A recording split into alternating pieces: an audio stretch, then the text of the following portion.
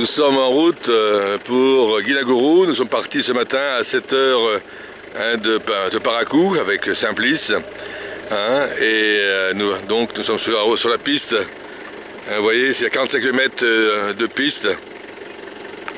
Et donc nous avons un grand troupeau de zébus. C'est la période sèche, ils n'ont rien à manger, d'où leur état un petit peu squelettique. Cette route-là, il y a beaucoup de motos et beaucoup de poussière. Heureusement, nous avons un bon 4x4 climatisé, donc nous vivons notre séjour dans des conditions vraiment optimales, grâce à Simplice qui a bien réalisé notre séjour.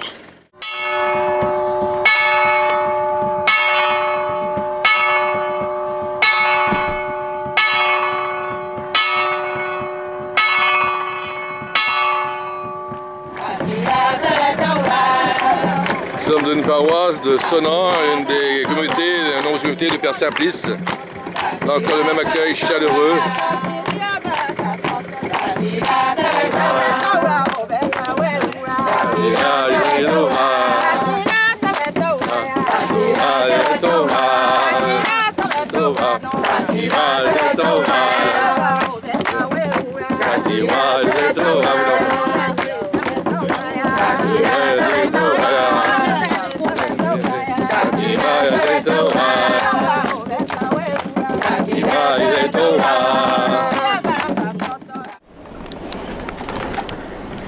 Le village de Guinagourou.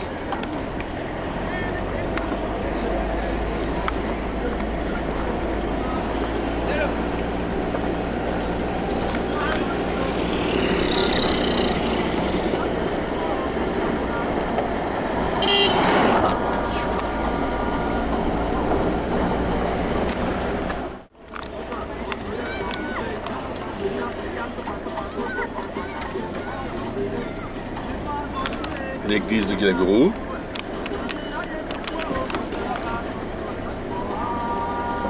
Nous arrivons donc au centre de l'école Saint-Julien. Nous sommes attendus par les enfants, monsieur par les parents.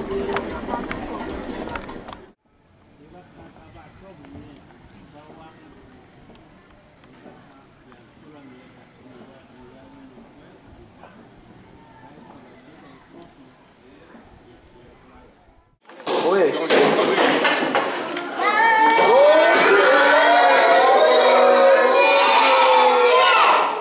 Allez, on y va, Charles.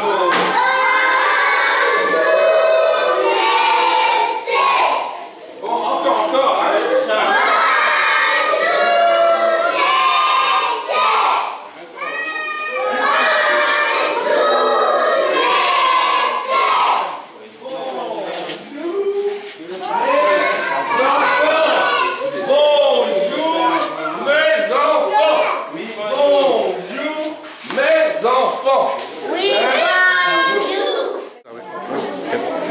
Je voudrais aussi remercier toutes les familles des enfants de Saint-Augustin qui ont énormément donné d'affaires, des vêtements pour vous les enfants. Vous allez les voir, vous allez voir beaucoup d'affaires, des chemises, des pantalons, des chaussettes, tout pour. Et donc on va vous remettre à chacun une ardoise. Maintenant, vous allez voir, regardez la pauvreté, comme ça. Chacun va avoir une ardoise. Un main pour vous. Et en plus, l'avantage, c'est qu'elle ne se casse pas. C'est du plastique. Comme ça. Non, ça ne se casse pas. Et en plus, on peut écrire. Vous allez avoir chacun un stylo, un crayon, et vous allez faire ton prénom, c'est comment? Ton prénom, c'est comment? Ton prénom, c'est comment? Comment tu t'appelles? Lionel, elle s'appelle Lionel. Lionel, tu vois? Voilà, Lionel. Et tu auras un crayon pour écrire ton prénom et les lettres. Vous avez des réponses, et ça s'efface. D'accord? Et vous vous n'avez deux. Chacun aura un crayon et une craie. Pour remercier tous les donateurs, tous ceux qui ont aidé, ils ont beaucoup donné, pour tous ceux qui ont vraiment, et qui veulent vraiment que vous soyez heureux ici à Guédégout. D'accord? Allez, on chante.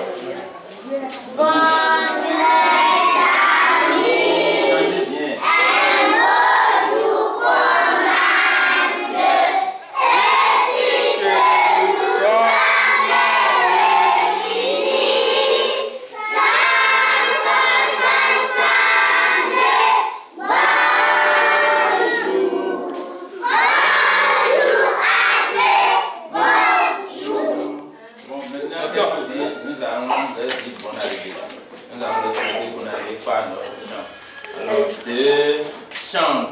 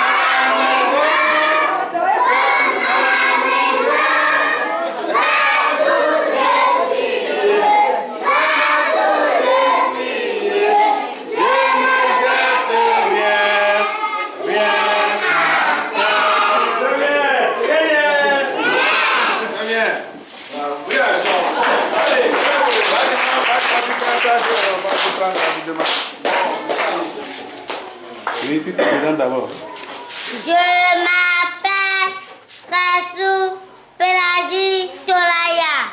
Je veux faire poésie. Poésie. Le banon. Boum, boum, je suis le banon. Le banon tout rond. Ça fait de bon, ça fait de bon. Du passé au du coplacé. Un mot pour lui. Tiens, oui. Qui nous a donné toutes les fournitures. C'est impressionnant. Il y en a pour les enfants, il y en a pour les internes. Et il y en aura. On n'a pas pu tout emmener, tellement il y en avait. Donc on va en ramener encore le mois prochain. Il y a Isabelle, vous connaissez peut-être Isabelle, Isabelle, qui va en ramener. Et quand on reviendra, eh bien, on en ramènera des vêtements, des fournitures scolaires, des médicaments aussi. Et si vous avez besoin aussi, vous les mamans, vous avez besoin de quoi que ce soit pour vous, pour les petits, n'hésitez pas, vous dites-le à Simplice, nous on peut en ramener de France. Des médicaments pour des plaies ou autres. Si vous avez besoin de vos enfants, dites-le nous. On est prêt, quand on vient, on amène. D'accord? Il y a une solidarité entre nous. Maintenant, on est liés. D'accord? Pour le meilleur et pour le pire. D'accord? Surtout pour le meilleur. Bon, c'est le mariage. C'est ça. Je viens ici et jumelé, parrainé avec l'école de ma paroisse Saint-Augustin. Ils ont parrainé 6 de vos enfants. Les enfants de Saint-Augustin ont pris dans leur tirelire, dans leur petite 1 € ou 2 € pour parrainer vos enfants pour qu'ils puissent avoir la cantine toute l'année. Et c'est les enfants de l'école qui ont parrainé 6 enfants toute l'année. Je crois qu'il va y avoir une profonde amitié entre vous et nous, entre les paroissiens. France va se faire un petit peu le porte-parole. On va réunir le 13 mars tous les donateurs, tous les bienfaiteurs, pour montrer l'école. Ils ont hâte, ils attendent vraiment de savoir où en est l'école Saint-Julien. Où sont les enfants de Saint-Julien? Où sont les parents? Et croyez-moi, ça sera encore un immense bonheur de voir ce que l'entraide, la solidarité, la générosité peut vraiment réussir, peut accomplir. Et je crois que ça nous dépasse. C'est vraiment, je dis que l'impossible devient possible grâce à nous tous. Voilà. Et vraiment, je crois qu'il sera bon vivre à l'école Saint-Julien et à Guinogourou dès maintenant, mais aussi dans les années à venir. On va vraiment, se donner la main pour faire quelque chose de beau dans ce lieu.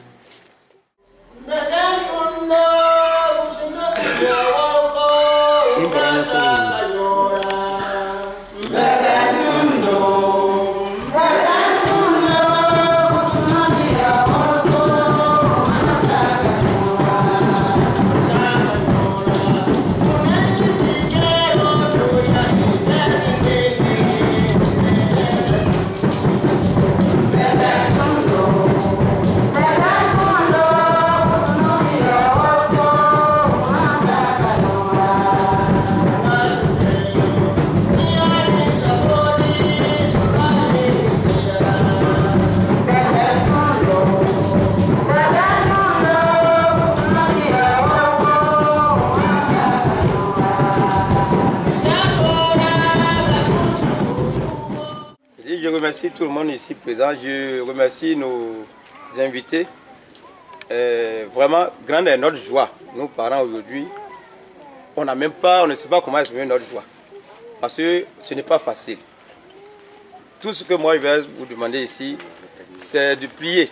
Nous prions pour que Dieu nous donne la longévité, afin que votre œuvre que vous avez commencé, que Dieu puisse vous aider dans vos différentes tâches, dans vos différentes activités, afin que ces enfants, ces âmes innocentes puissent jouir d'une éducation qui puisse leur assurer un avenir meilleur.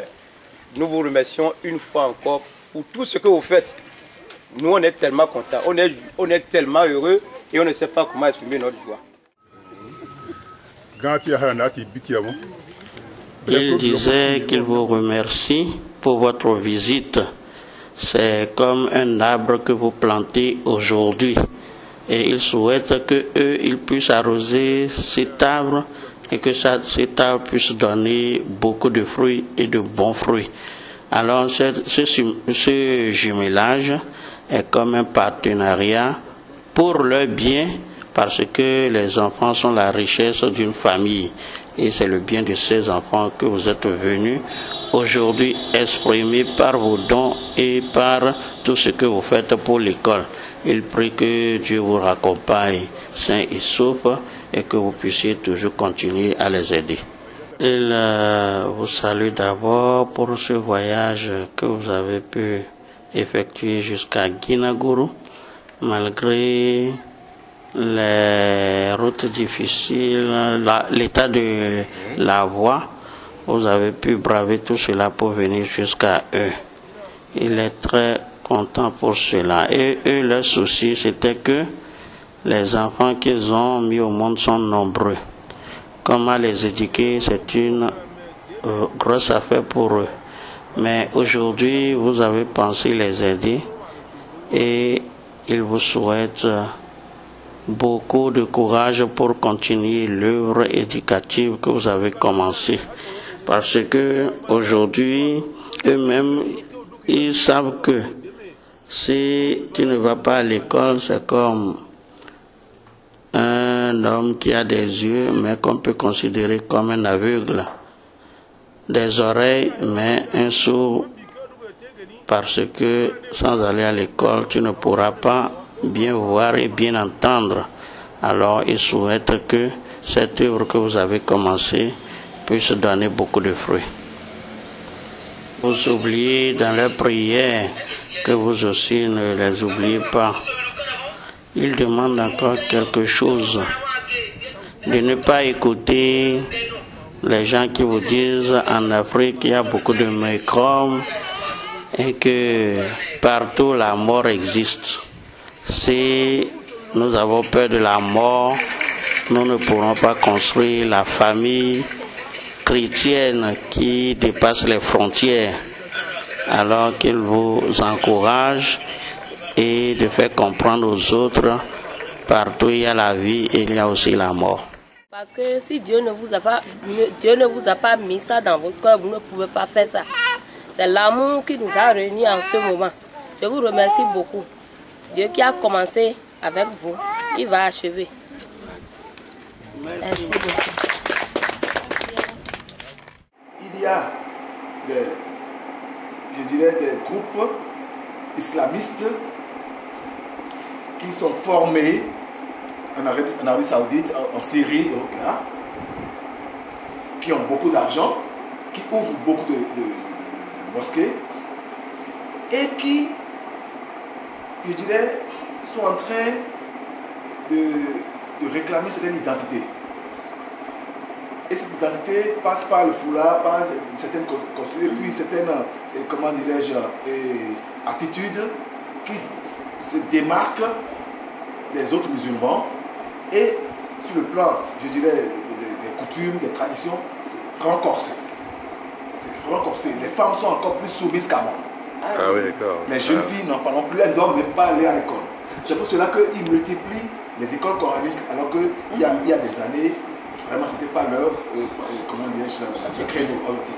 Maintenant, il y a beaucoup d'écoles coraniques. Parce qu'ils pensent que l'école, je dirais, moderne, est un produit du Occident, voilà, c'est ça, oui. Alors donc, ils veulent multiplier les écoles, donc ils veulent travailler à changer les mentalités. Mais c'est cela que dans le créneau de leurs enfants, de leur progéniture, pas pour les autres. Maintenant, qu'est-ce qu'ils font comme action de prosélytisme? Souvent, ils offrent de l'argent, ils offrent des voyages intéressants, et ils offrent, comment dirais-je, de la nourriture, et surtout, en cas de détresse, les décès, les funérailles, ils sont très présents pour montrer leur solidarité afin d'attirer après les gens à eux. Donc c'est un peu dans ce créneau-là qu'ils fonctionnent. Mais avoir des affrontements durs, violents, et autres là, non, on ne voit pas ça. On ne voit pas ça venir. Cependant, il y aura un prosélytisme sauvage. Et ah oui, ça vraiment. Ils vont y mettre de l'argent, ils en ont. Il y a l'argent de la drogue, il y a l'argent du trafic, du pétrole, voilà, pétrole là. Il y a un peu de tout qui sera utilisé pour arracher, parce qu'on nous a dit que le projet de l'islam, c'est de, comment dirais-je, de répandre la foi islamiste depuis Cameroun jusqu'à l'extrême, comment dirais-je, Sénégal et autres. Carrément. Oh, oui, c'est le projet. Donc ils vont réussir? Non. Nous savons que c'est leur projet, ils l'ont dit, c'est écrit. Ils sont partis pour. Maintenant, le sachant, nous devons prendre nos dispositions pour renforcer la foi de nos gens. Il faut être prêt maintenant à mourir pour sa foi. Aujourd'hui, c'est ça. Ah, c'est ça. Il faut être prêt à mourir pour sa foi, c'est-à-dire à perdre des avantages, à être persécuté pour sa foi. Il faut être prêt. Ça nous ne leur avons plus sur cet aspect, je dirais, de martyr. Pour atteindre la foi. Moi, je l'ai dit, je le rappelle cela. C'est vrai que de temps en temps, il y a des poches de souffrance vraiment très fortes de nos chrétiens qui ont été, je dirais, persécutés, mais de façon violente, parce qu'ils ont voulu affirmer leur foi dans un contexte très islamisé. Ou alors les chefs du village. Et moi, j'étais heureux de constater lors de mes visites pastorales, il y a des villages entièrement chrétiens. Ça veut dire quoi? Les gens ont dû sortir du centre-ville où ils n'ont pas été acceptés, où les familles les ont rejetés pour fonder leur village. Un peu plus loin. Et village chrétien. Ça pour moi, ça quand j'étais ému, j'étais vraiment ému, j'ai dit mais est-ce que je suis digne de ces gens, de tout le sacrifice qu'ils font pour affiner leur foi, en perdant, je dirais, les avantages, c'est-à-dire les terres qui devaient leur revenir, en perdant vraiment, on les prend aussi leurs épouses. Ah oui, oh, bien sûr. Mais j'ai dit, mais vraiment, mais voilà, ce peuple qui, je dirais, marche, je dirais, en acceptant de souffrir au nom de Jésus-Christ. J'ai dit, mais nous, c'est une fois de luxe, quoi. Moi, j'ai dit, mais vraiment, mais je ne suis pas digne de ces gens. Je ne suis pas digne de ces gens. Et toi, Saint-Price, est-ce que quand tu es des paroissiens, est-ce que tu sens un petit peu une crainte d'être un jour, d'être obligé de partir ou d'être persécuté par leurs voisins qui sont musulmans? Est-ce que tu sens ça chez toi? Oui, on le sent un peu parce que vous voyez, pour la création de l'école, cette année, dans leur propre mosquée, c'est l'imam ils ont fait des prêches contre l'école, comme mon sœur vient de le dire. Ils ont dit non, qu'un musulman fidèle ne doit pas envoyer son enfant du moins à l'école catholique. Que c'est un moyen pour reprendre les enfants et en plus que l'école occidentale, c'est un péché. Et le mot Boko Haram, c'est ce que ça veut dire. Ça veut dire tout ce qui est occidental là, c'est un péché. Boko Haram. Chez nous ici, même le mot haram, c'est presque bariba. Tout ce qui est péché, on dit haram. Oui, c'est ça qu'on appelle haram. Quand on dit haram ici, c'est dans le langage bariba aussi, le haram, quoi. Par exemple, quand tu entends, on te propose quelque chose qui est mauvais, tu entends haram, haram, haram. Ça veut dire c'est mauvais, c'est mauvais. Alors, chez eux, l'école occidentale, c'est un péché. Il ne faut pas envoyer les enfants. Bon, la crainte maintenant, c'est que, comme mon soeur vient de le dire, il y a beaucoup de chrétiens qui sont martyrisés et qu'on voit comme des gens qu'il faut abattre, quoi. Actuellement, tous les chrétiens, quand tu es jeune, tu cherches une femme comme épouse. Si tu n'es pas musulman, ils ne te donnent pas leur fille. Ah oui. Oui. Justement, sur ce plan, quand je rencontre des jeunes gens, ils disent, mais mon Seigneur, nous n'allons plus à trouver des filles de notre religion pour nous marier. Les jeunes filles sont passées massivement à l'islam parce que c'est les prétendants musulmans, eh bien ils y mettent le prix. Voilà, c'est ça. Oh, vous savez, sur un terrain de pauvreté, ça marche. Ah oui, je crois que c'est ça, c'est leur force. C'est la carotte. Ah, c'est ça, c'est la carotte, oui. C'est tentant, oui. C'est ça. En plusieurs endroits, ils ont dit, nous n'arrivons pas à nous trouver une épouse. Et dans notre foi, et dans notre église. Ça, je vous assure, ça c'est déjà un problème réel. Mais là, dans cette région du diocèse, est-ce qu'il y a comme des écoles pas coraniques, mais pour les enfants comme qui sont les enfants à l'école, les enfants musulmans à l'école aussi, les enfants dans des villages, ils vont aussi à l'école quand même. Oui. Mais il y a plein d'enfants. Et plein d'enfants musulmans qui viennent dans notre... Ah oui.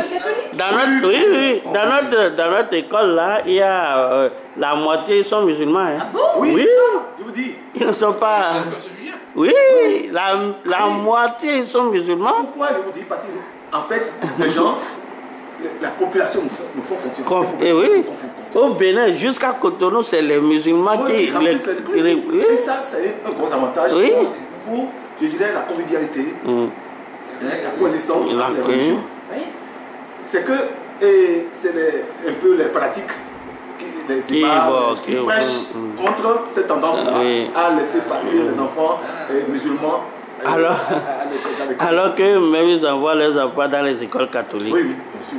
Par exemple, vous voyez... On va monter à table, on va marcher. Est-ce que les enfants catholiques seraient acceptés dans une école musulmane? Non, jamais. À moins qu'ils changent de religion. De religion. Ah oui, ça. Jamais. Ça. Quand ils créent leur école, tu es musulman ou rien. C'est centre de santé aussi, c'est pour eux. Tout ce qu'ils font, c'est pour... On va monter Nous voici arrivés au centre de Guinagourou. Nous voyons donc cette école qui est en pleine encore construction. Ils attaquent des jours prochains le plafond d'école pour continuer 3 autres classes au premier étage. Ça fera 6 classes avec 240 élèves. C'est un choix qui était fait par le Père Simplice d'augmenter de 3 autres classes ce projet.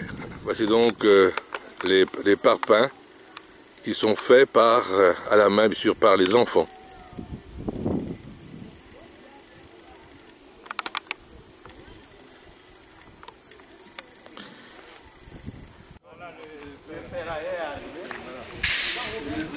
Comment vous allez procéder pour faire comment vous allez procéder.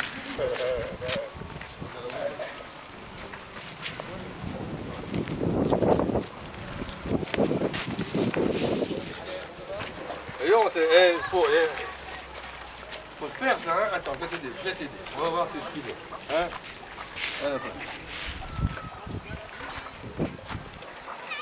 Ah, mais non, ça monte pas à chaque fois. Allez, bon. Ah, c'est pas évident, hein. Il faut être jeune comme ça.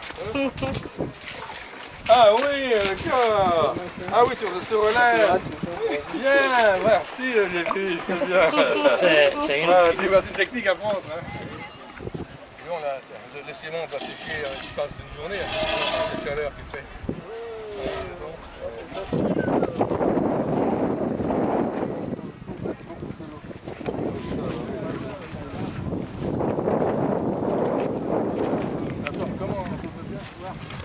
Comment vous faites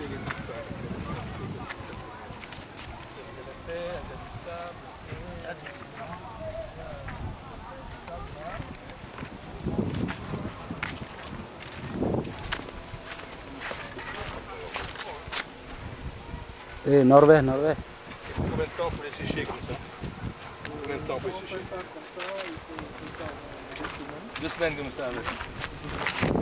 Là, qui les a fait? C'est les élèves, c'est quoi? Qui les a fait? L'équipe qui passe. Ah, c'est vous qui faites tout. Vous avez les moules, quoi. Oui. Vous avez les moules. Oui, on a les moules. D'accord.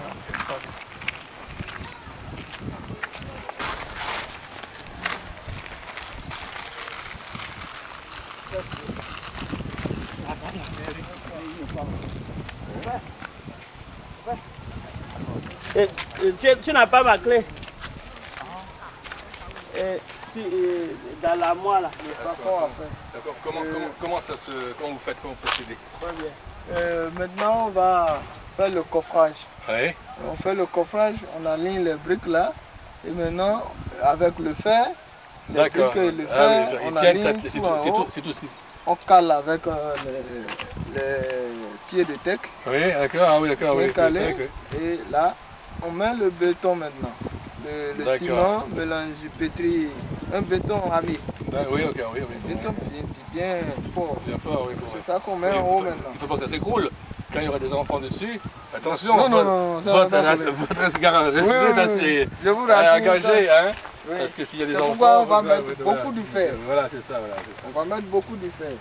D'accord. Oui. On va mettre beaucoup de fer. Là, c'est le coffre. D'accord, bienvenue.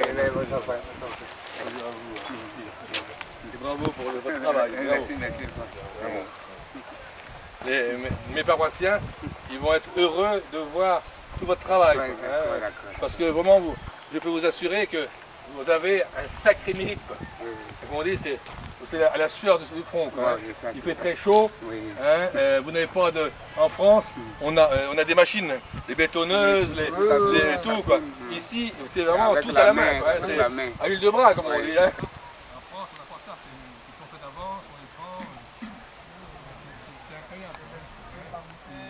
la limite, chez nous maintenant, il y a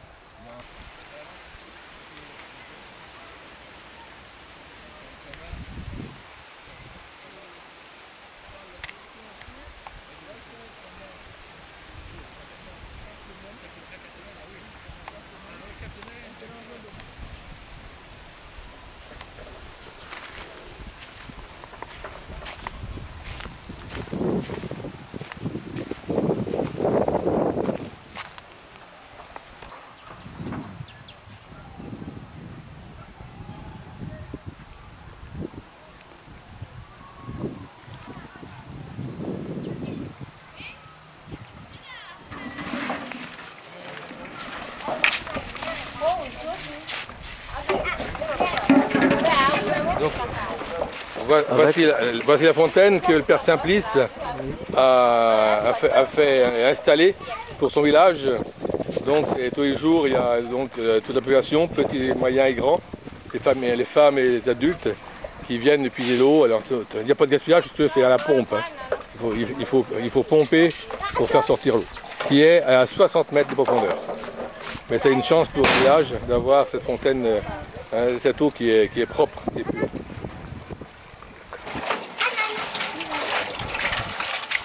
On va y photo, il y a un moment où vous direz.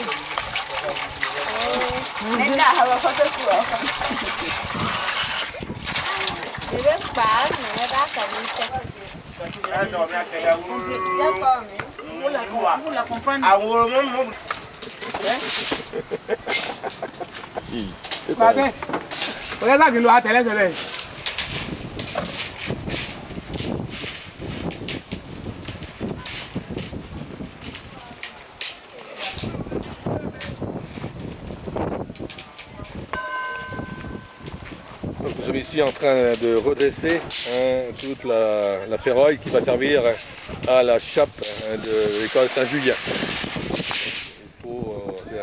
C'est un travail qui demande une longue préparation avant de la poser sur l'école. Après, ça servira à tenir les parpaings et sur lesquels vont être coulées une dalle de ciment, de béton armé, très, très solide.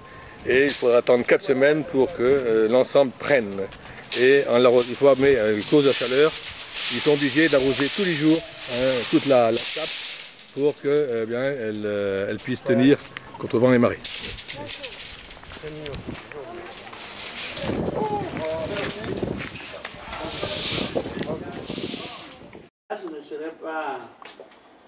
Ici, voici le coin cuisine de l'orphelinat. C'est un four amélioré, c'est-à-dire qu'avec économie de bois. Il n'y a pas possibilité d'avoir de gaz ni quoi que ce soit, c'est avec les moyens du bord, comme on dit. Mais ça fonctionne bien. Avec les enfants, ils mangent à appétit. Aujourd'hui, c'est des pâtes. Ah oui, bien. Bonjour mes enfants, bon appétit, hein. Bon appétit, hein. Donc, et bien sûr, avant de passer, on se lave les mains, c'est normal. Et aujourd'hui, c'est des pâtes, bravo, merci, bravo la cuisinière. Bonjour, oui, bonjour depuis hier. Voilà.